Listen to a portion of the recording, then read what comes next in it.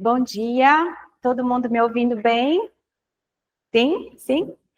Sejam bem-vindos. Eu queria primeiramente agradecer, Dr. Romeu, pela oportunidade. E ele insiste que é uma palestra, mas é um bate-papo, né? Eu acho que são assuntos muito extensos, muito polêmicos, e talvez a gente tivesse que ficar meses discutindo cada um dos pontos que a gente programou aqui para a gente conversar. Então, é um momento de mais reflexão, para que a gente possa refletir sobre essa realidade que vem atropelando a gente, vamos chamar assim, né? Que é a inteligência artificial, que é os rumos da educação, da tecnologia, da própria psicologia. Então, primeiramente, tem aqui algumas formações que eu já fiz. Eu sou psicóloga, sou pedagoga, fiz algumas especializações aí na área da psicologia clínica, tenho feito algumas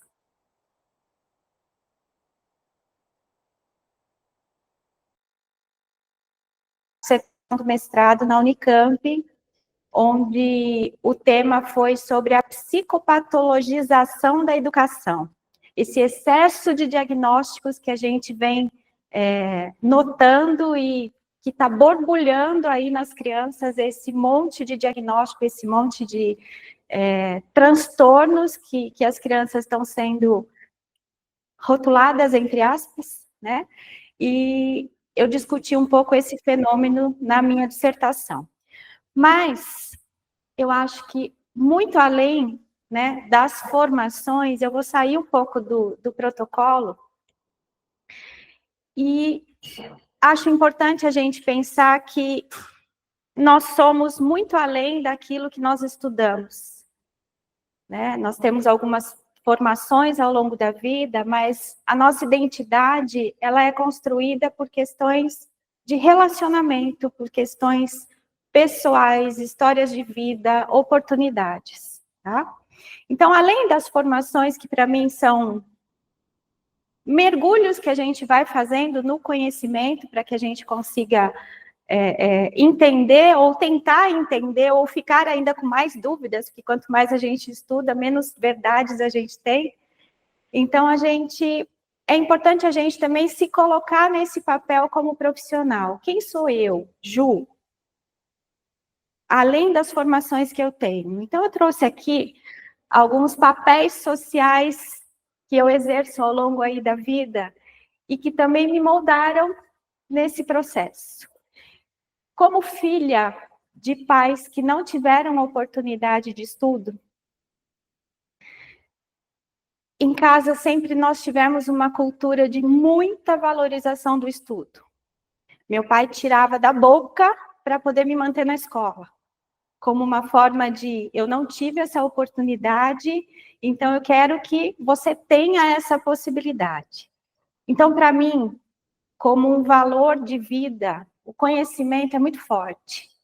A busca pelo conhecimento, a valorização da escola, a valorização do estudo, o respeito aos professores, isso sempre foi enraizado na minha identidade.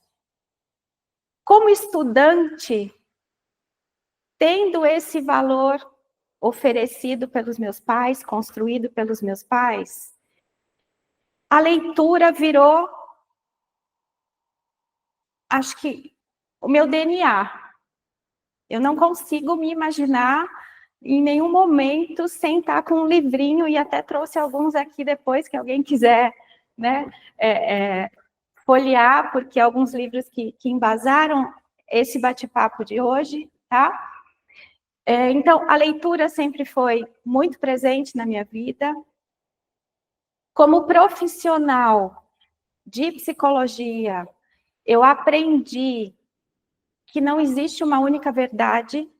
A gente sempre fala verdades, porque cada um tem sua história de vida, cada um tem seus valores, cada um tem a sua ótica de interpretação, e não dá para a gente dizer está certo ou está errado.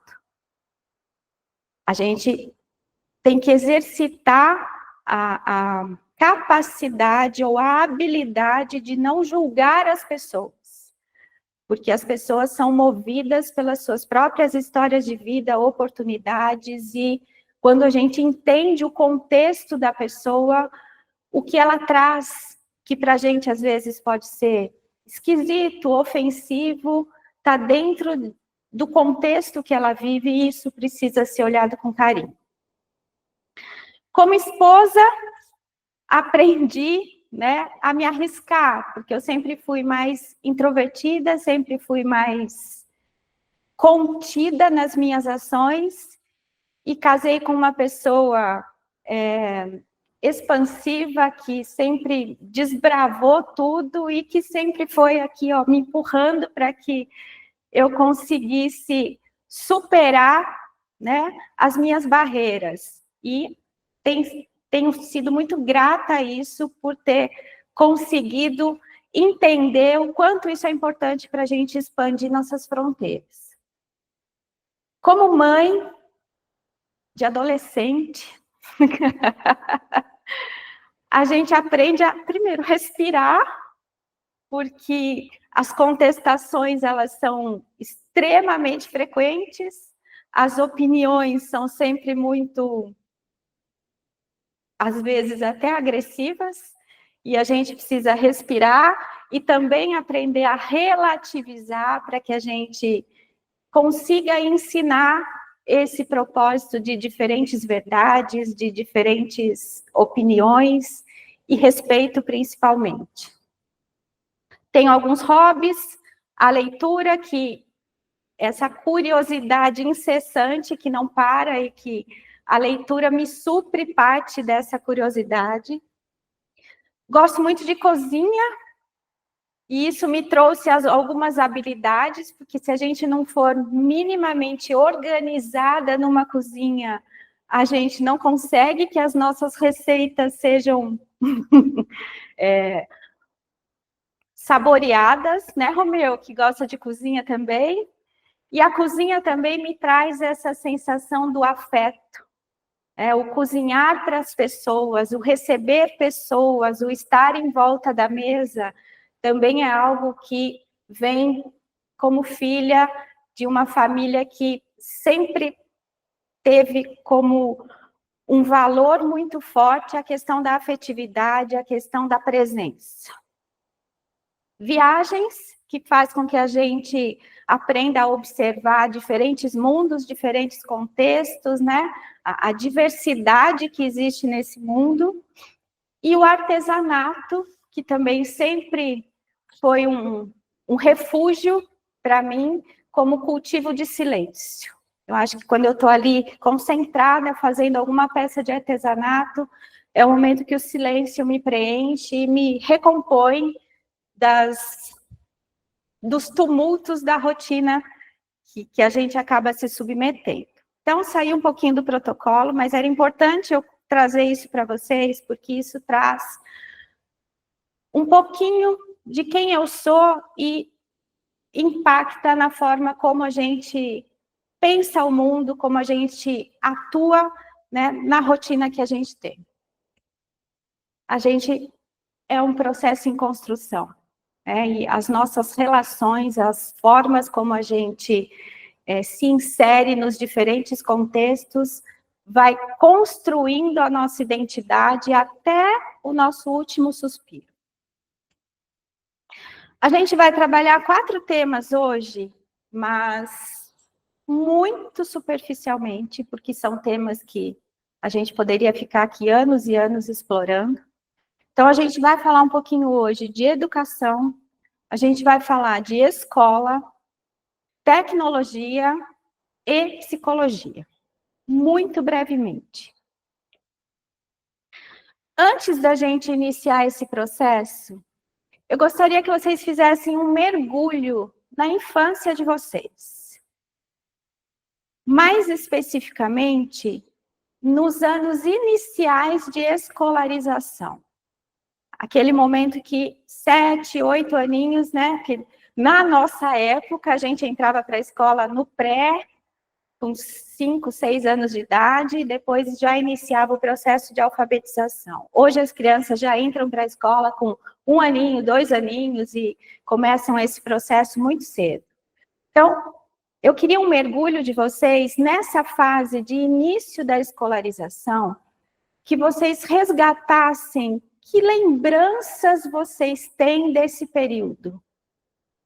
Lembranças positivas, lembranças negativas. E quando a gente faz esse exercício, é muito comum que essas memórias, elas sejam muito mais relacionadas à vivência e às relações entre as pessoas que a gente estabelecia nas instituições de ensino. Então, talvez a gente se lembre de um professor que acreditou na gente, de colegas que a gente tinha mais afinidade, de funcionários da escola que, por alguma razão, impulsionaram e olharam a gente com carinho diferente dos demais. A gente também pode lembrar de profissionais, de professores que trataram a gente com indiferença e que hoje a gente passa por eles na rua e fala, eu acho que ele deu aula para mim, mas não tenho muitas lembranças. Ou então aqueles que a gente fala, meu Deus, vou fingir que não conheço. Porque foi tão traumática essa experiência que a gente não conseguiu manter nenhum tipo de vínculo. Então, quando a gente fala de escola, de experiência educacional, nós estamos falando de relações entre as pessoas. E aí, é muito importante que a gente diferencie o que é educação do que é escola. A gente entende como educação um processo de ensino e aprendizagem que visa ao desenvolvimento humano e que está presente, né, em todas as etapas da nossa vida. Porque até o nosso último minuto de vida, estamos aprendendo coisas. Então, o processo educacional, né, a educação é esse processo abrangente de ensino e aprendizagem que a gente vai ter ao longo de toda a vida. E a escola é um espaço privilegiado para que esse processo educativo ocorra nas primeiras etapas do desenvolvimento humano. E aí eu grifei espaço, porque ele não é único, a escola é um dos espaços de processo de ensino e aprendizagem, como a gente falou, a vida nos ensina a todo momento, mas ele é privilegiado, ou deveria ser, né, porque é um local onde a gente tem organizado métodos e sistemas validados pela ciência para que a gente adquira esse processo de escolarização, de educação formal, de momento em que a gente sai do núcleo familiar e inicia o nosso processo de socialização na sociedade, e a gente consegue ampliar as nossas fronteiras para além das fronteiras familiares. E aí, nesse espaço, nós temos conteúdos pré-determinados pelo MEC, o Ministério da Educação, ele já tem toda uma estrutura de organização curricular que as escolas necessariamente precisam seguir, de conteúdos que são considerados relevantes para o nosso contexto cultural. Tem um asterisco em relevantes, porque cabe uma primeira reflexão. Relevantes para quem? Esses conteúdos pré-determinados hoje, eles atendem a todas as necessidades de todas as camadas sociais da sociedade? Não temos respostas. Ou temos muitas respostas. E aí cabe mais uma reflexão. Como eram as nossas escolas? quando a gente fez esse exercício de resgate de memória, né, de quando a gente entrou no processo inicial de escolarização, como eram as nossas escolas?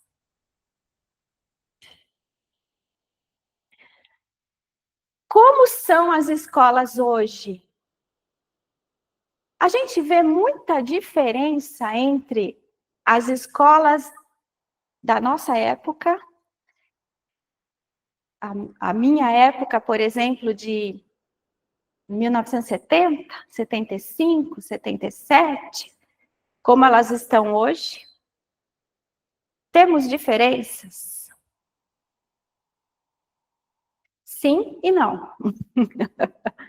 Temos muitas diferenças em relação à disciplina, à organização da escola, alguns avanços aí na questão curricular, mas o formato de ensinar parece ser o mesmo. Crianças enfileiradas dentro de escolas, de salas de aula, né, onde predomina o processo de ensino e não de aprendizagem. Ainda mantemos esse processo onde as crianças são avaliadas. O único momento em que a gente aborda as questões de aprendizagem, ou que a gente olha para as questões de aprendizagem, é quando a gente aplica uma atividade avaliativa e a gente espera um retorno dessa criança. Paulo Freire já dizia sobre a educação bancária, como se fosse um sistema de um caixa eletrônico, onde o professor deposita os conteúdos e depois puxa o extrato para saber o que os alunos aprenderam desse conteúdo. Então, um processo automático, onde o aluno não é o protagonista desse processo de ensino e aprendizagem. E me parece que hoje ainda temos muitas e muitas experiências que continuam sendo assim. O aluno é avaliado pelas notas a partir das atividades avaliativas que eles devolvem, em relação aos conteúdos que os professores apresentam. E aí fica mais uma pergunta. Para que serve a escola? Qual é o papel social da escola? Aí nós vamos ter muitas respostas, né? As pessoas vão dizer, temos que preparar os jovens, as crianças, para o mercado de trabalho. Temos que preparar essas crianças para ser um cidadão consciente, crítico. Temos que ensinar habilidades que essa criança vai usar no futuro, ter uma carreira consolidada. Existe uma série de respostas que a gente pode refletir sobre o papel social da escola. E é muito importante que essa pergunta sempre seja abordada, porque a gente vai conversar um pouquinho agora sobre a entrada da tecnologia na sociedade e o quanto esse papel da escola precisa ser refletido, precisa ser reconstruído. Essa ilustração, não sei se o pessoal de casa consegue ver, depois a gente pode, Romeu, escanear essa imagem e mandar para ficar mais clara.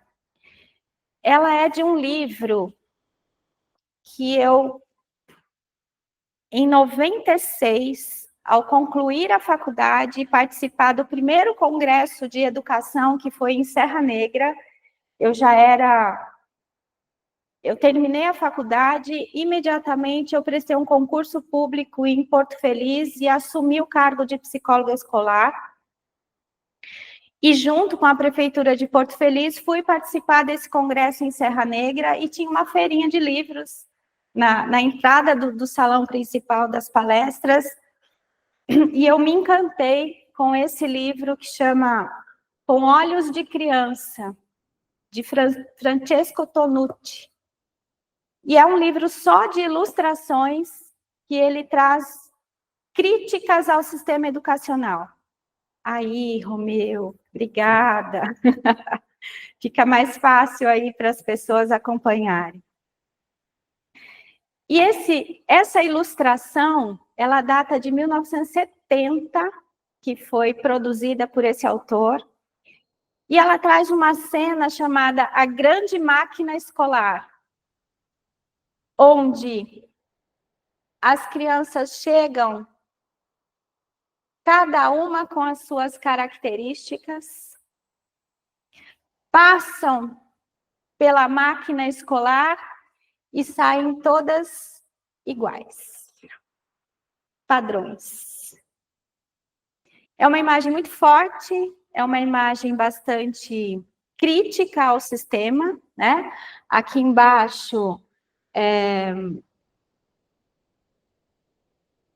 estão as crianças que não se adaptam a essa máquina, as crianças com características que acabam não conseguindo se converter no padrão de aluno previamente suposto pelo sistema educacional, né?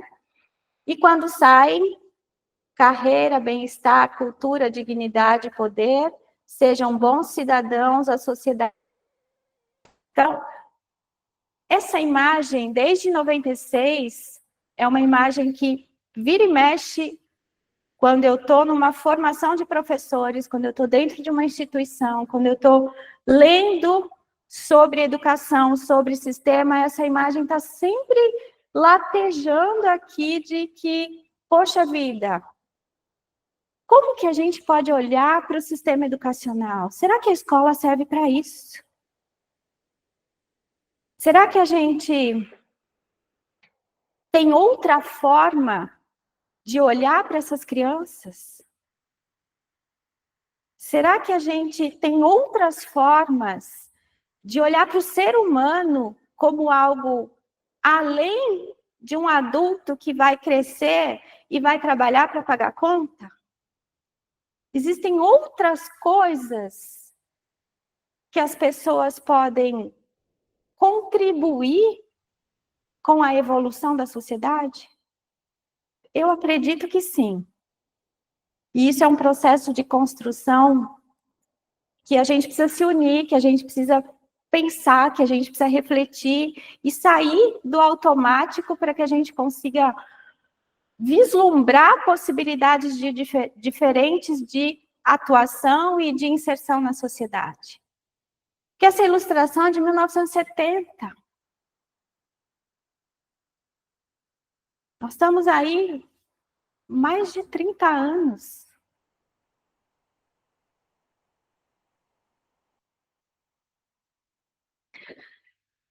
Tem um autor chamado Bernard Charlot, que ele tem o livro Educação ou Barbárie, que traz muitas provocações, muitas reflexões sobre a função social da escola, sobre o papel da escola na sociedade. E ele tem um trecho que eu vou pedir licença para ler para vocês, que ele diz assim: não há hoje uma pedagogia contemporânea que seria equivalente ao que foram as pedagogias tradicionais ou novas. Elas ofereciam um tipo de homem para educar, uma proposta antropológica. Atualmente, o objetivo é ter um bom trabalho mais tarde e melhorar a posição do país nas classificações internacionais. Isso não significa que não haja discursos novos. Tem muitos, neurociência, uma série de novas tendências na educação, né, metodologias ativas, tem uma série de coisas que entram na formação dos professores, mas todas essas inovações, ele diz, se fundam em uma visão empobrecida e simplista do ser humano, ou anunciam o fim próximo dos sapiens. E nós já vamos engatar essa reflexão um pouquinho com as tecnologias. Enquanto isso, Cada pessoa tenta sobreviver como pode com seus filhos ou alunos. E a lógica do desempenho e da concorrência devora o mundo. Então, parece que o nosso sistema educacional, que almeja ter a construção de um cidadão pensante e crítico, está muito longe desse processo. Né? Tem moldado as diferentes gerações e tem, talvez, trazido sempre no pano de fundo aí do nosso sistema educacional brasileiro a colonização. Fomos um país colonizado, onde chegaram pessoas de outros países, ignoraram todas as nossas tradições e nos colonizaram a partir de uma verdade que eles achavam relevante. E talvez isso se perpetue hoje com a construção de um currículo único para todo o país, com conteúdos previamente estabelecidos e que muito pouco contemplam as diversidades das diferentes regiões, as necessidades da diversidade que esse país tem.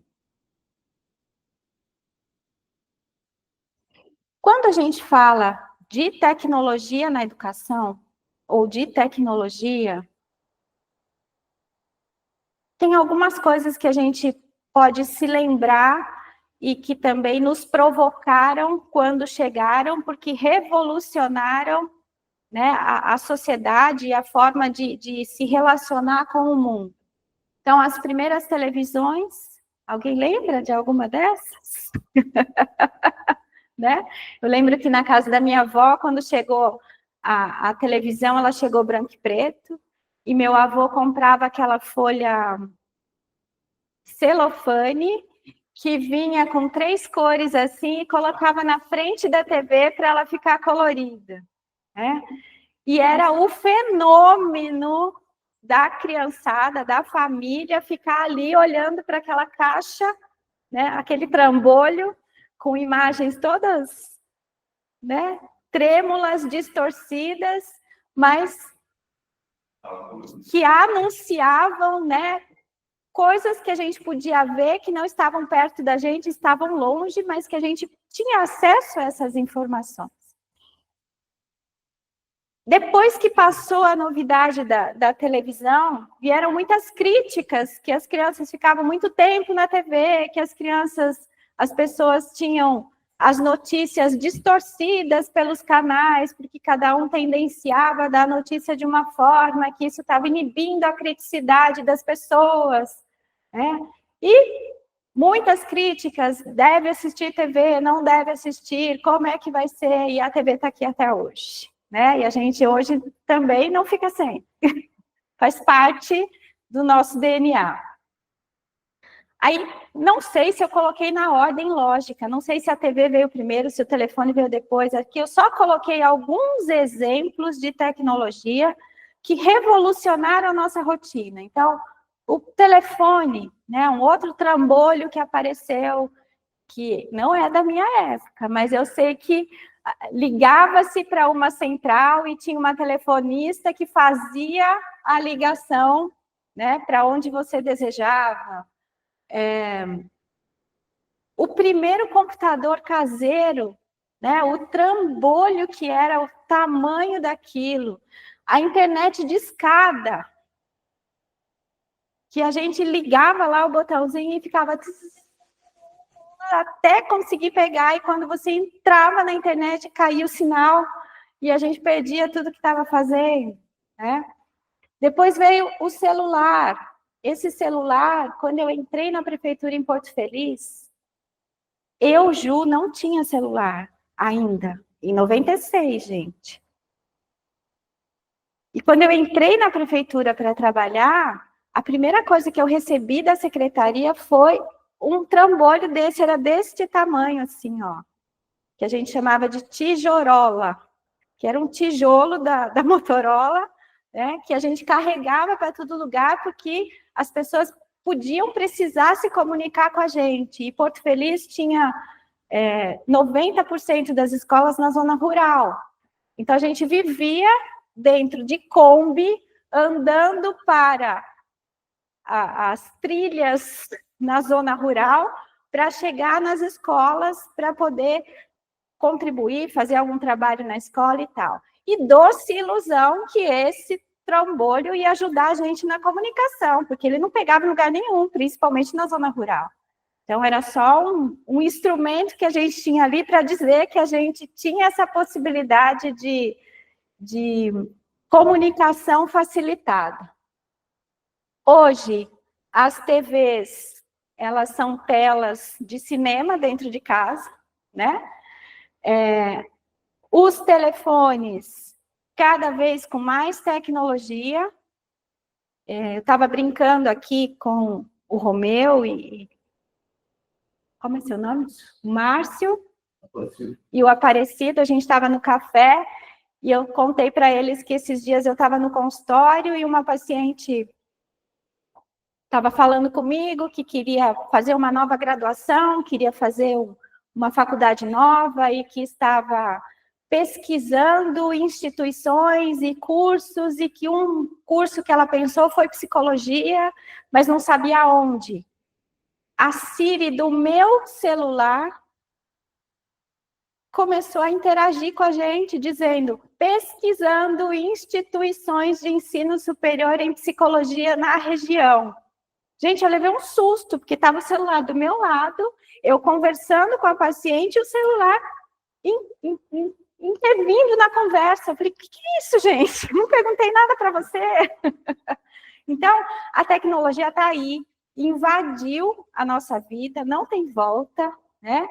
E aí, quando a gente fala de futuro, pensando na educação, pensando nas crianças, a gente tem duas tendências hoje que são extremamente contraditórias. A primeira é uma tendência à proibição do uso do celular em sala de aula. O governo estadual e federal está com tudo pronto para lançar uma legislação, ainda esse ano, proibindo que todas as crianças, até o ensino médio, usem o celular dentro da escola. Está tudo engatado e já tem escolas se antecipando e já comunicando os pais sobre essa decisão. Tendência mundial, né? Tendência mundial.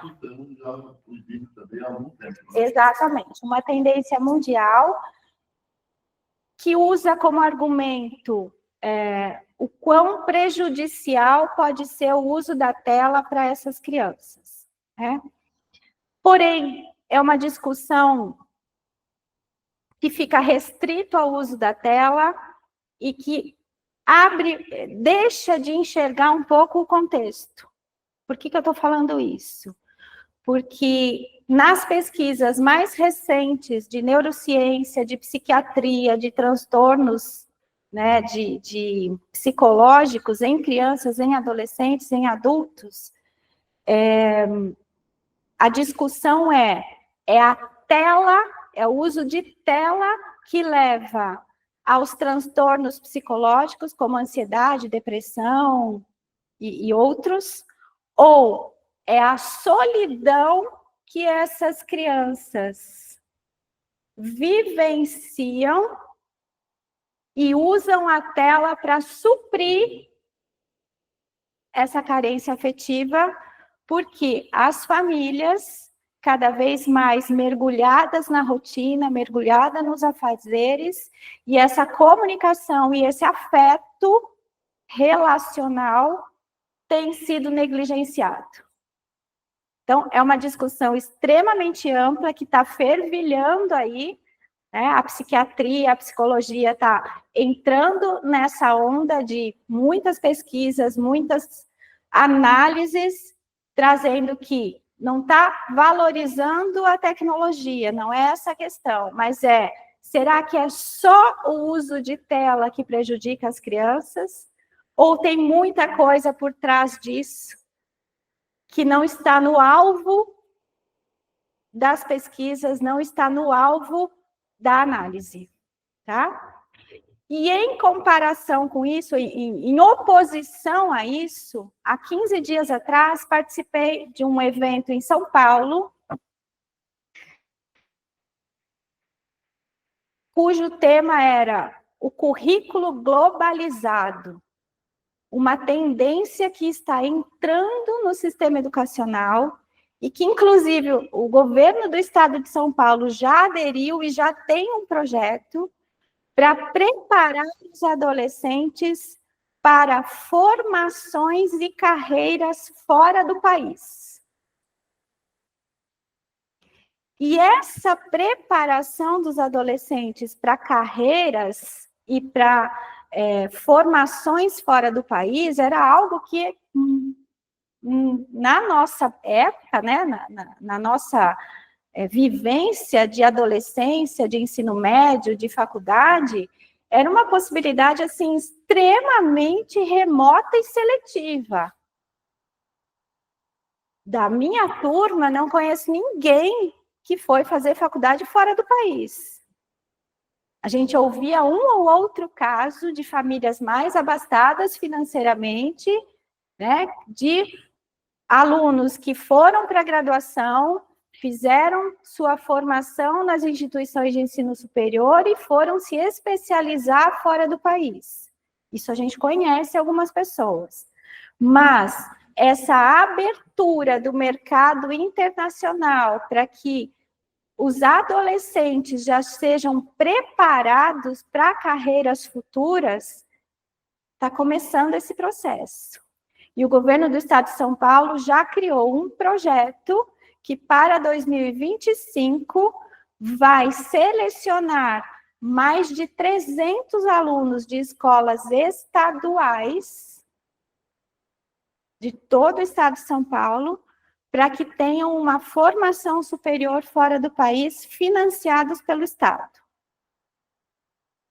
Então, são tendências que as escolas começaram essa discussão, depois no final tem um livro também que eu vou sugerir para vocês, para quem quiser ler um pouquinho mais sobre essa tendência, que é repensar a função da escola. Porque, por exemplo, hoje as escolas do Brasil, as escolas de educação básica, preparam os adolescentes para o Enem, para o vestibular.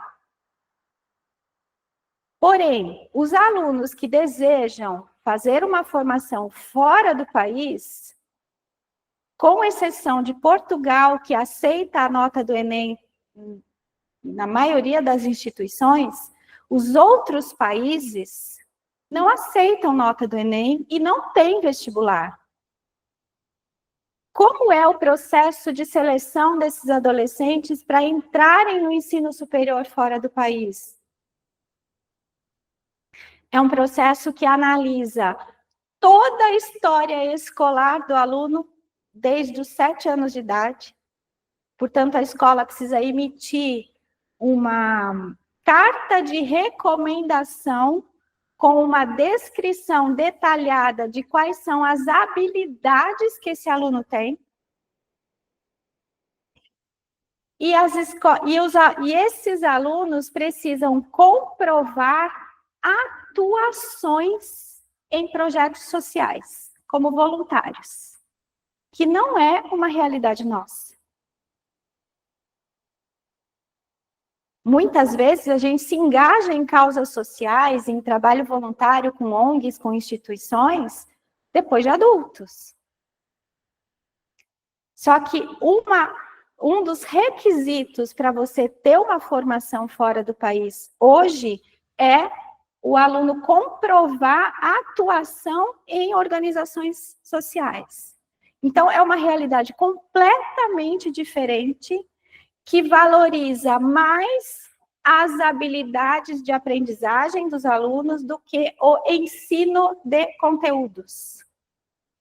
Por isso que a gente precisa pôr na pauta essa diferenciação de que as escolas estão muito focadas em ensino e pouco focadas na aprendizagem. E essa lógica está sendo invertida ou está sendo mais valorizado o processo de aprendizagem e de habilidades dos alunos lá fora. Que são alunos que precisam se engajar em saúde planetária, que são temas que estão entrando em voga. A gente precisa discutir a saúde do planeta. A sustentabilidade dos recursos naturais. Onde a gente discute isso? Vocês já pararam para pensar no impacto que causa a gente ir no açougue comprar 1 quilo de carne para o meio ambiente? 1 quilo de carne que a gente compra em 5 minutos no açougue, ele demanda um espaço de terra muito grande para a criação do gado. Indústrias que produzem a ração desse gado, quantidades absurdas de água que estão sendo utilizadas para a criação desse gado, energia elétrica. Então, os recursos da natureza estão sendo explorados amplamente, estão sendo pouco analisados em termos de quanto tempo o nosso planeta aguenta se a gente continuar não pensando nessas questões sociais. Então, tem uma série de pontos que precisam ser analisados, e por isso eu brinquei que aqui a gente poderia ficar dias, meses e anos conversando sobre esses assuntos. Por quê? Porque essas habilidades de refletir o mundo que a gente vive, refletir as nossas ações, refletir o impacto da nossa rotina para o futuro,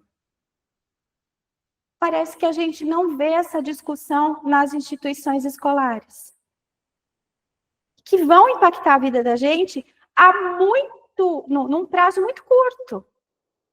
A gente já está falando de questões relacionadas à água, a gente já está falando de energia, a gente já está falando de escassez de recursos da natureza, que sem esses recursos a gente não sobrevive. O ano passado tivemos um temporal nessa época e nós ficamos em casa 3 dias sem energia. A vida da gente vira um transtorno. A gente não consegue mais imaginar a gente sem uma energia elétrica dentro de casa. Perdemos tudo que tinha na geladeira, né? Equipamentos queimaram, enfim, uma série de consequências que a gente fala, estou sem água, estou sem luz. A gente para pensar que isso pode ser uma realidade, que pode colapsar? Então, essas duas tendências estão aqui, né? A proibição do uso de celular e esse movimento por um currículo globalizado.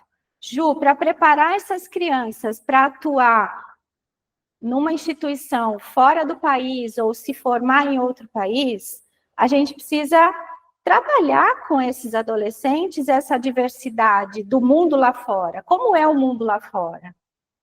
E para isso eu vou ter que levar os alunos lá fora para conhecer as universidades? Não, a tecnologia está aqui para isso. É ela que pode proporcionar visitas guiadas a essas instituições fora do país, se comunicar com pessoas que já estão lá e já estão tendo essa formação. Então, a tecnologia tem o seu lado de permitir essa globalização, mas ela precisa ser utilizada de uma forma inteligente. Aí, eu vou entrar num outro assunto agora, que depois a gente vai juntar tudo isso, tá? Os primeiros cursos de psicologia no Brasil apareceram na década de 50, no Rio Grande do Sul e no Rio de Janeiro. Somente em 1962, nós tivemos aqui o reconhecimento da psicologia como ciência e profissão. Então, nós estamos falando de uma profissão muito recente. Os primeiros campos de atuação da psicologia foram a clínica, a psicologia escolar e a psicologia organizacional. E todas elas com o rigor científico, o mesmo rigor científico aplicado para as áreas de saúde, da medicina. Então, a psicologia, ela tem uma herança muito enraizada na medicina em fatores biológicos.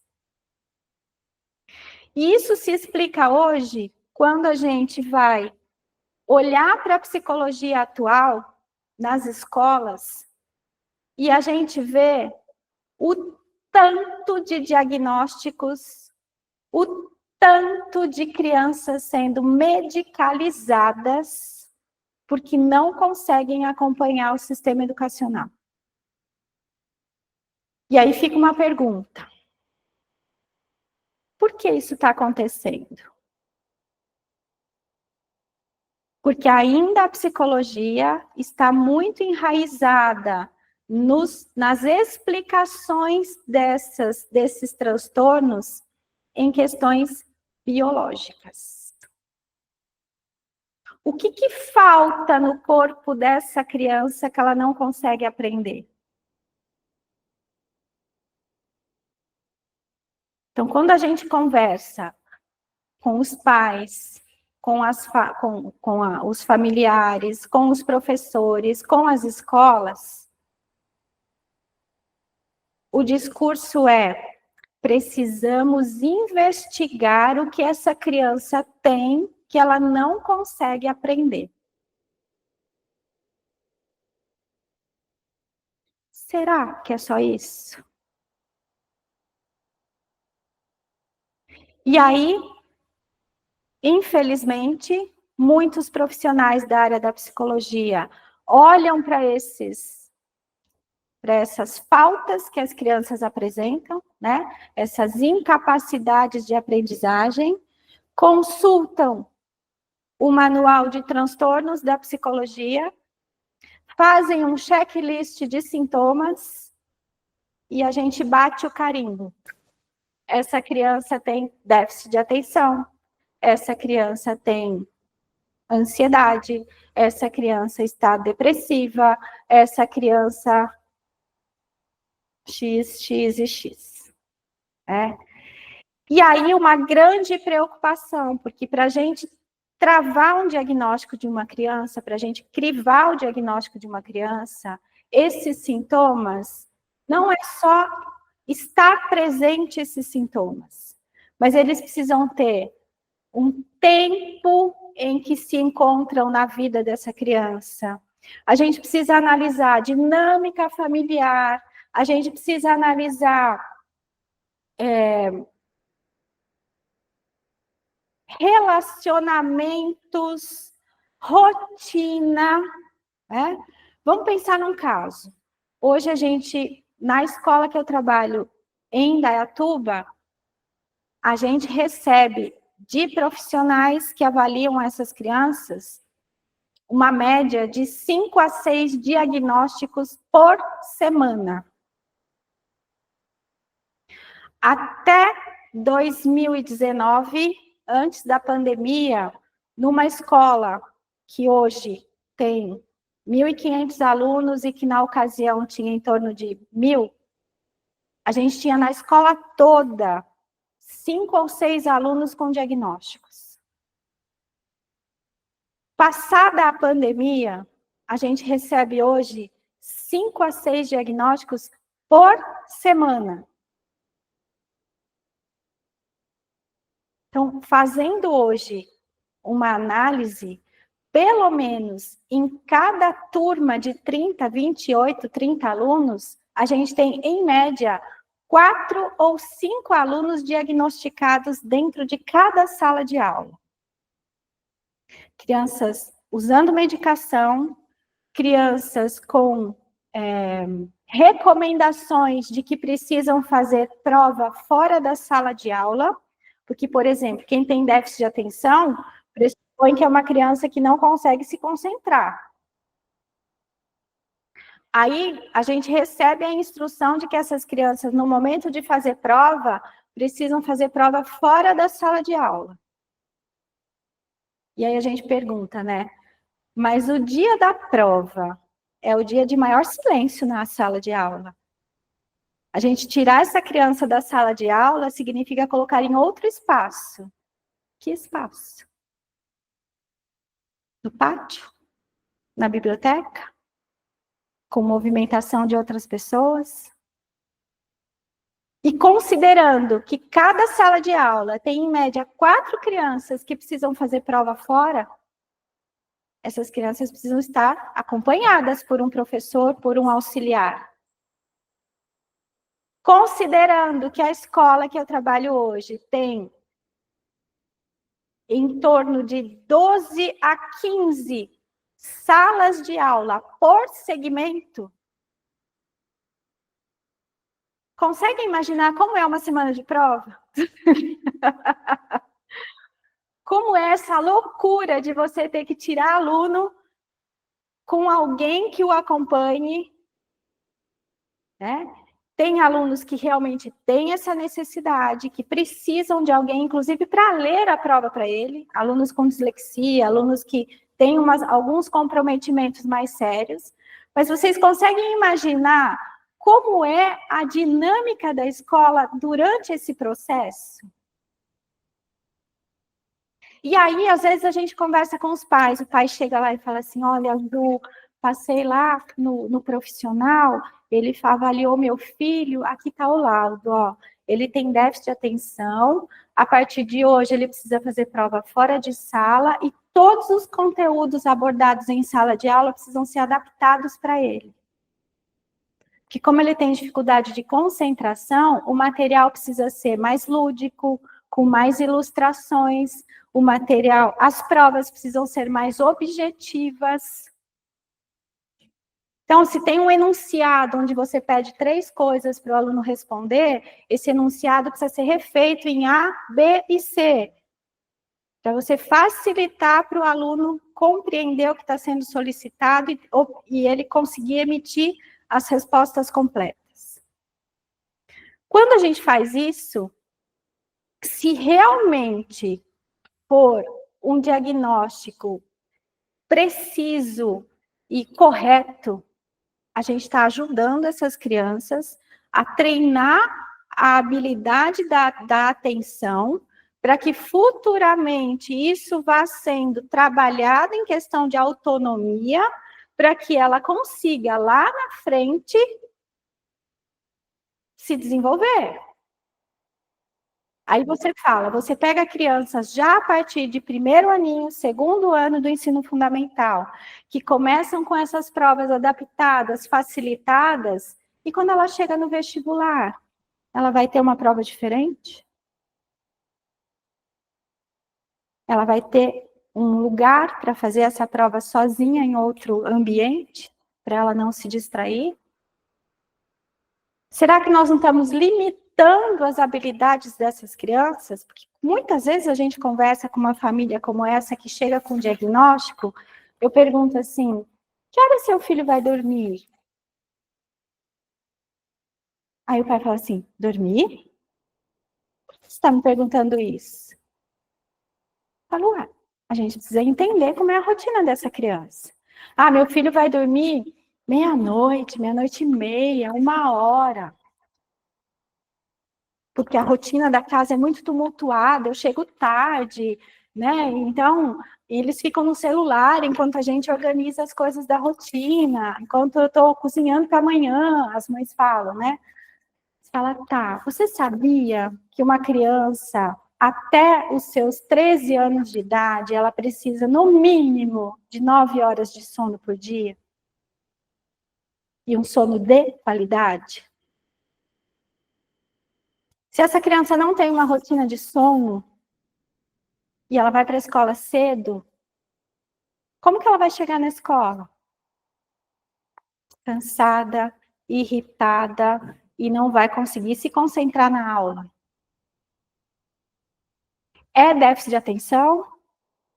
Ou são questões de dinâmicas de família que a gente acaba trazendo um diagnóstico que a gente está mais limitando a capacidade e as habilidades dessa criança do que proporcionando desenvolvimento para elas.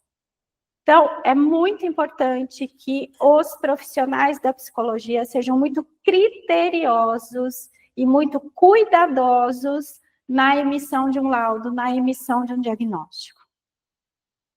Porque senão a gente vai estar mantendo a mesma psicologia da década de 50, que culpabiliza a criança, achando que a criança não tem algo, que lhe falta alguma coisa para que ela se encaixe no processo educacional, para que ela se encaixe naquela ilustração, a grande máquina escolar. A gente precisa lembrar que por trás da mão que pega o lápis, dos olhos que olham, dos ouvidos que escutam, há uma criança que pensa. Essa frase é de Emília Ferreiro e eu ouso completar. Além dessa criança que pensa, é uma criança que sente, que sonha e que pulsa. Pulsa por uma vida melhor, pulsa por condições de se realizar, pulsa por ser respeitada na sociedade. E será que nós estamos respeitando as nossas crianças com um sistema educacional quadradinho, encaixadinho, onde eles têm que se adaptar às escolas e não as escolas se adaptarem à realidade deles? Não é um caminho fácil, a gente sabe, tem muitas questões envolvidas, mas são reflexões muito importantes da gente fazer.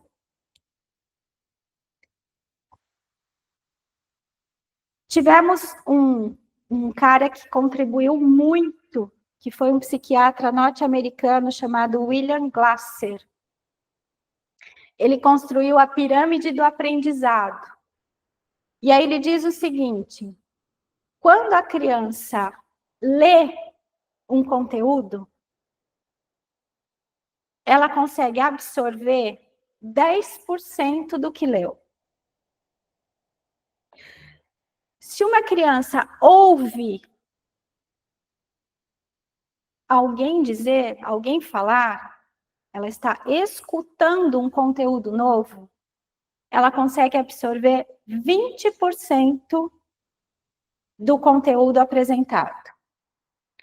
Se essa criança visualizar imagens relacionadas com esse conteúdo apresentado, a gente aumenta para 30% a absorção do conteúdo.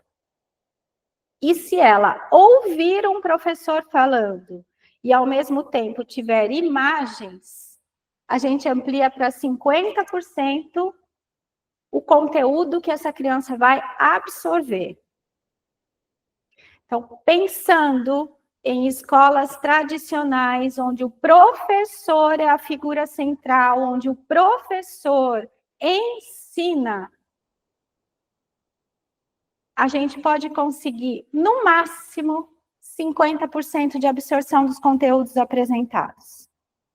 Quando eu pedi aquele exercício para a gente lembrar da nossa infância, entrando na escola, e o que vem de imagens, de lembranças, de memórias, de a gente sentadinho lá na sala de aula, alguém aqui conseguiu pensar em algum conteúdo que aprendeu? ou foi mais relacionado às relações que a gente teve na escola? Eventualmente, um ou outro conteúdo. Eu estava pensando nisso hoje, vindo para cá, e aí eu me lembrei que um conteúdo que você fala assim, me fala uma coisa que você aprendeu de conteúdo e que você lembra muito. Acho que a professora de ciências, lá no 3º ano, quando ela deu um questionário para a prova, para a gente decorar para a prova, que ela perguntava o que é o vento. E a resposta correta era, o vento era o ar em movimento. Nunca mais esqueci isso, acho que de tanto que eu li aquilo para fazer aquela prova. Mas a gente tem, assim, memórias de que a gente estudou história do Brasil, geografia, clima, vegetação, mas se você parar para lembrar detalhes desses conteúdos, eu, por exemplo, não consigo. Me vem mais a vivência que eu tive na escola com as pessoas, com os professores, do que propriamente com os conteúdos. E aí, esse psiquiatra, ele foi o precursor do que a gente chama hoje de metodologias ativas. Que aí ele traz a pesquisa que ele desenvolveu de que se o aluno tiver a oportunidade de conversar sobre o assunto que está sendo abordado, de perguntar, de repetir, de numerar, de reproduzir, de debater ou de criar um conceito para aquilo, a gente amplia em 70% a capacidade de absorção do conteúdo. Se esse aluno puder praticar aquele conteúdo, a gente amplia para 80%. E se esse aluno puder ensinar para os outros, aqueles seminários que os professores propunham para a gente, né? De vocês, seu grupo escolhe um tema e quem vai dar aula sobre esse tema são vocês. A gente amplia para 95% a capacidade de absorção. Então, tudo isso veio para trazer o quanto esse foco no ensino traz pouca absorção de conteúdo e o quanto o foco na aprendizagem do aluno ser ativo nesse processo, a gente pode ampliar para 95% dessa absorção de conteúdo. Um pássaro não zomba do voo de outro pássaro, nem põe em dúvida as suas habilidades para voar.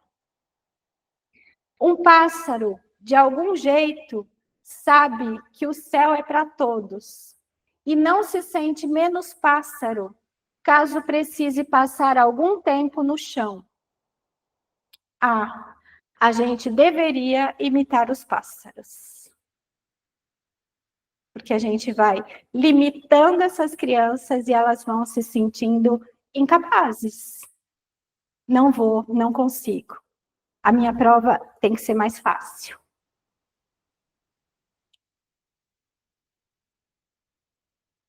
Nossa, por que essa imagem tão fofinha, né? De uns bichinhos. Existe um fenômeno que a gente estuda na psicologia, que é essa questão do quão importante é a conexão social entre as pessoas. Quando a gente vê um filhote de um gatinho, um filhote de um cachorro, acabou de nascer, se a mãe não estiver por perto, ele sobrevive. Ele sai à caça do que comer, ele sai à caça de abrigo e ele se desenvolve. Por quê? Porque algumas espécies animais, elas nascem maduras, fisiologicamente falando. O ser humano é uma espécie, e tem outras também, que não nasce pronto. Ele nasce extremamente imaturo em termos de autonomia. E esse fenômeno a gente chama de autricialidade. que é uma característica que algumas espécies têm de que, para sobreviver, precisa do cuidado de outra pessoa. Precisa de um cuidador. E é a partir dessa condição que a gente entende o quanto a afetividade, o cuidado, o amor, a relação entre as pessoas, a conexão é crucial para o desenvolvimento. Muito mais do que qualquer conteúdo. Tem um livro que é de uma psiquiatra, uma das mais famosas na área de neurociência e com as pesquisas mais atuais, que chama Por que o Amor é Importante? E neste livro, ela traz toda a fundamentação biológica do quanto o afeto molda o cérebro do bebê. E aqui nesse livro, aí sim a gente tem fundamentações, por exemplo, que validam os diagnósticos que são reais. Então, por exemplo, uma mãe que durante a gestação usa bebida alcoólica, necessariamente esse bebê vai nascer com alterações cerebrais que dificultam o processo de aprendizagem. Então, o efeito do álcool danifica o desenvolvimento neurológico dessa criança, que pode trazer, por exemplo, um déficit de atenção.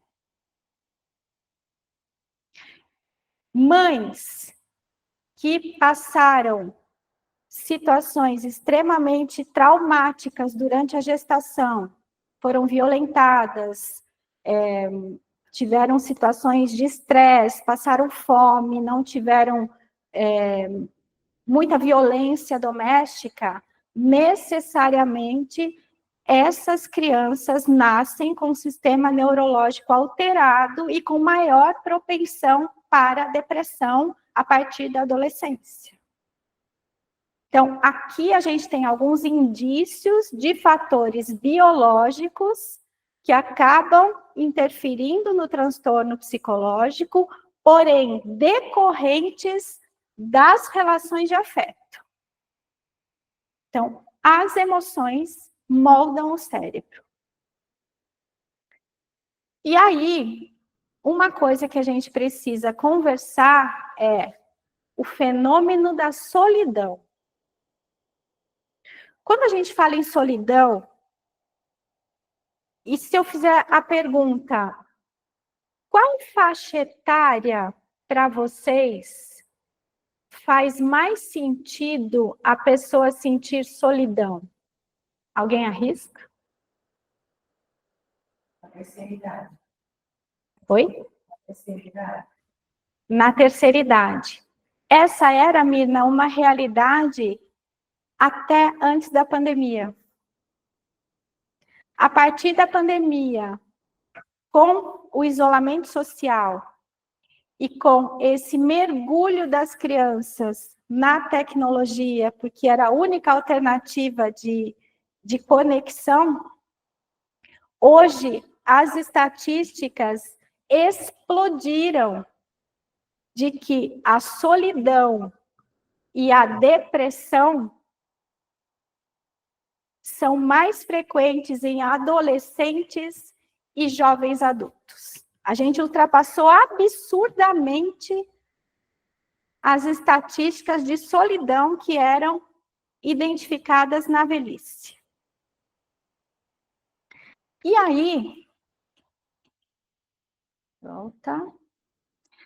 Qual é o tamanho do problema da solidão e do isolamento social para a nossa saúde? Pasmem, o isolamento social, essa sensação de solidão, ela traz declínio na saúde física e mental, Quando a gente fala hoje das DCNT, as doenças crônicas não transmissíveis, diabetes, hipertensão,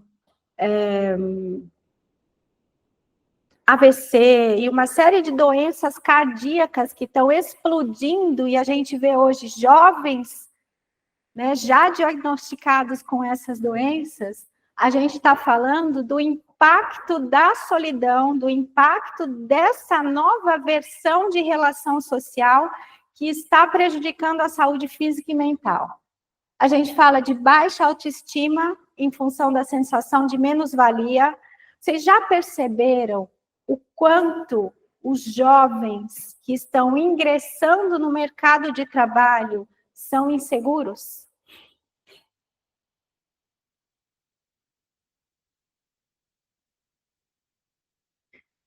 A qualquer conflito que presenciam no ambiente de trabalho, eles pedem para sair. Eles não permanecem, parece que não há aquela resiliência de você falar, nossa, aqui é um trabalho, eu tenho que respeitar a hierarquia mesmo que eu não concorde. Assim que a gente aprendeu, né? Os jovens hoje não conseguem lidar com essas diferenças, eles não conseguem lidar com frustrações, eles são reativos. Eu entrevistei uma moça outro dia para um cargo lá no colégio, e quando eu expliquei para ela que o cargo eram 8 horas, ela falou assim para mim,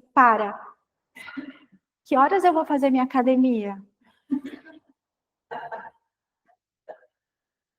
Aí eu falei, mas o trabalho que você se candidatou era para período integral. Ah, mas eu não sabia que aí eu não vou fazer academia. Aí eu falei, você estuda à noite? Não, mas para mim, a academia tem que ser ou de manhã ou no início da tarde.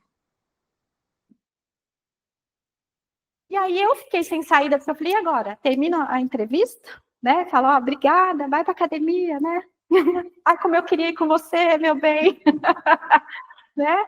Mas é outra realidade. Então, essa sensação de isolamento, de aprisionamento a esse mundo virtual, traz vergonha, depressão, ansiedade social, risco de demência, porque a gente acelera o declínio cognitivo. Só neste semestre, que nós estamos em outubro, de agosto para cá, eu recebi 4 pacientes na faixa etária de 50 anos, com declínio cognitivo, já com propensão para início de Alzheimer. E quando você analisa a história de vida dessas pessoas, um ponto muito crucial é os conflitos de relacionamento, a sensação de menos-valia, a solidão, além, né, de comportamento antissocial, desconexão com a sociedade, e essa desconexão com a sociedade a gente atribui ao abuso de substâncias. Na sala do meu filho, de 15 anos, tem colegas que ganharam de presente dos pais, no aniversário de 15 anos, cigarro eletrônico.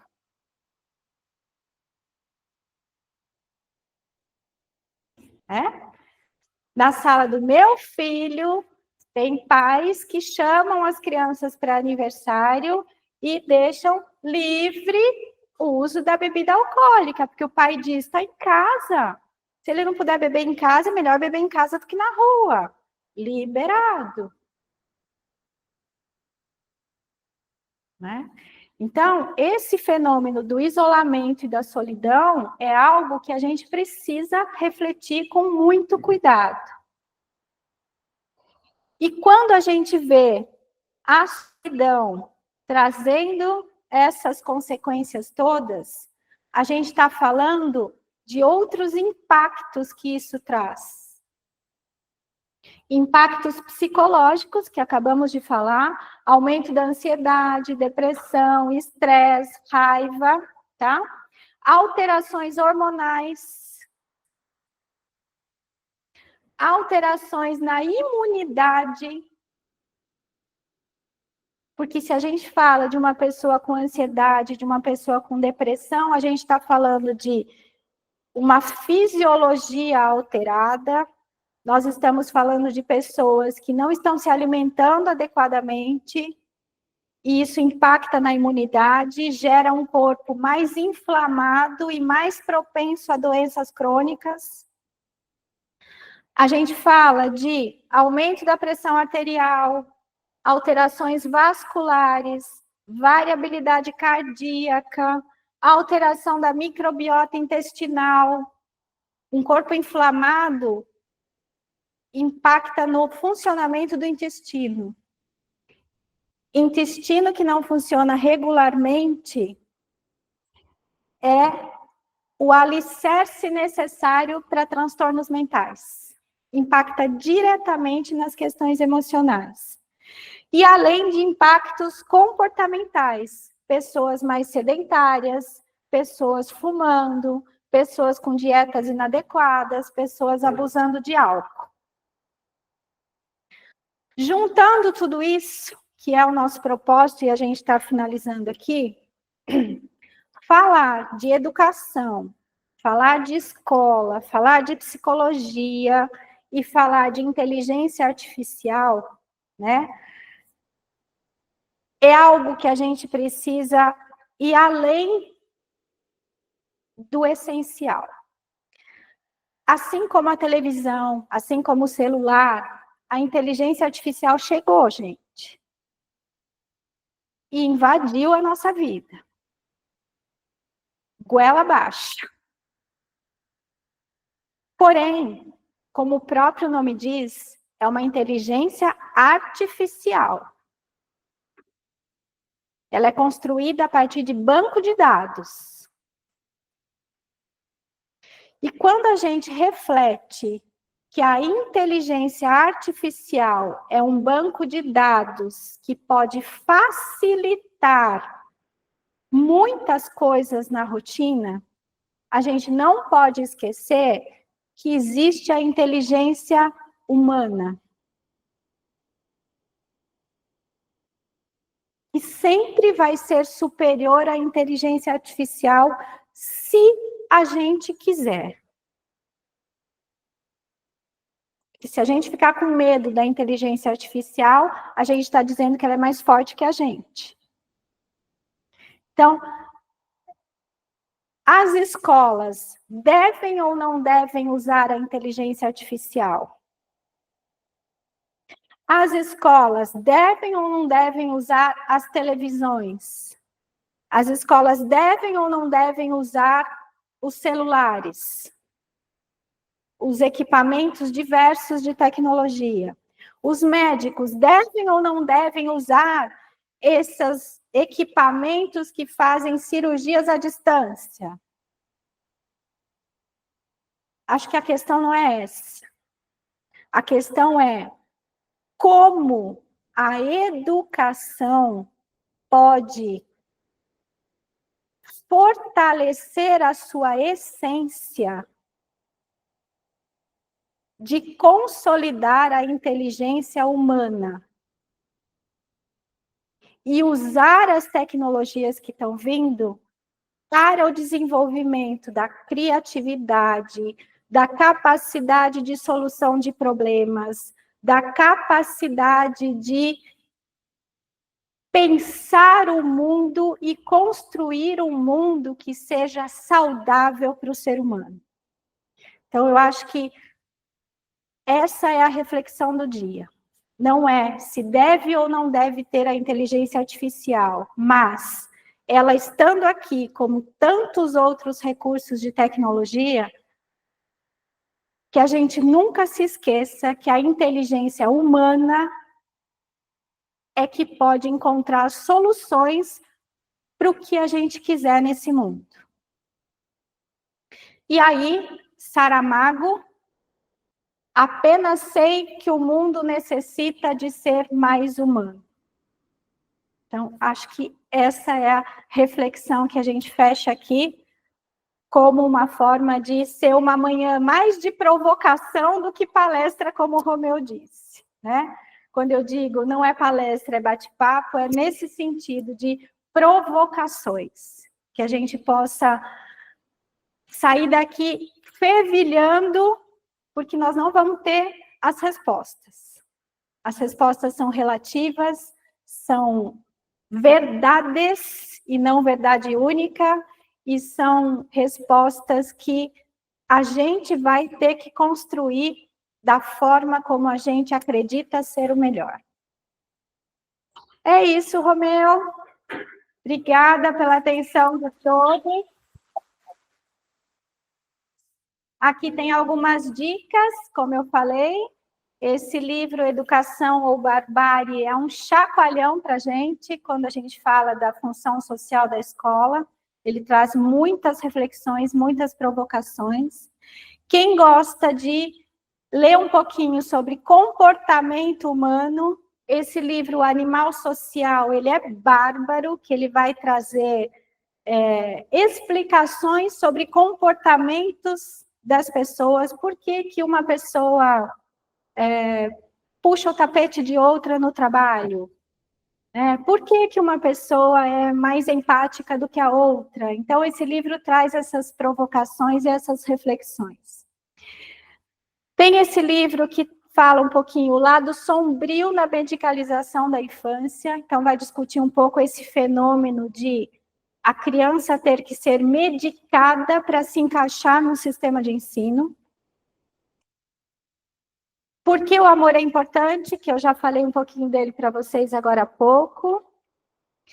Aí tem a Educação Básica no Palco Internacional, que é um livro que é fresquinho e está discutindo essa tendência de formar as novas gerações para um mundo globalizado, que ela pode atuar e ela pode exercer o seu papel social em qualquer lugar do mundo. E aí, 3 livros que vão falar especificamente sobre inteligência artificial na educação. Um é Trabalho, Educação e Inteligência Artificial. O outro, Inteligência Artificial na Educação. Esses 2 estão aqui, quem quiser folhear depois. E Inteligência Artificial na Sala de Aula, para que a gente tenha essa continuidade de fervilhar nossas ideias e o mundo que a gente está inserido. Obrigada.